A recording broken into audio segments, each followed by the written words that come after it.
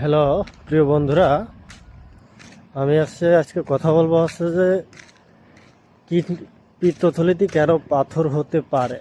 হ্যাঁ, মূলত পিত্তথলিতে পাথর হওয়ার মূল কারণ হচ্ছে কি, যে আমাদের স্টোমাকে যখন পর্যাপ্ত অ্যাসিড ডাইজেশন করার মতো না থাকে, যখন অতিরিক্ত গ্যাসের ওষুধ অ্যান্টিবায়োটিক খাইয়ে যখন আমাদের স্টোমাক নষ্ট হয়, তখন হচ্ছে যে ডাক্তার আছে যে ক্যালসিয়ামের ওষুধ দেয়। হ্যাঁ, ক্যালসিয়ামের ওষুধ দিলে যদি আপনার এটা যদি স্টোমাকে ডাইজেশন না করতে পারে, যদি সেটা ডাইজেশন না করতে পারে, তাহলে ওটা হচ্ছে যে আপনার ওই ক্যালসিয়ামটা পিত্তথলিতে পাথর হওয়ার জন্য 1 নম্বর দায়ী। অতএব আপনার ক্যালসিয়াম যেতে হবে খাবারের মাধ্যমে, কোনো ওষুধের মাধ্যমে ক্যালসিয়াম যাওয়াটা হচ্ছে আনহেলদি।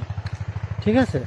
আর পিত্তথলিতে পাথর হওয়ার মূল কারণ হচ্ছে যে অতিরিক্ত ক্যালসিয়ামের ওষুধ সেবন করলে তখন হচ্ছে যে আপনার পিত্তথলিতে পাথর হবেই। এটা কোনো লাইফস্টাইল ডিজিজ। ঠিক আছে, এটা আসলে আল্লাহ মানুষকে দেয় না। এটা হচ্ছে যে আমাদের যে মেডিকেল সায়েন্স যে ডক্টরগুলো আছে, এদের অতিরিক্ত ক্যালসিয়ামের ওষুধ সাবস্ক্রাইব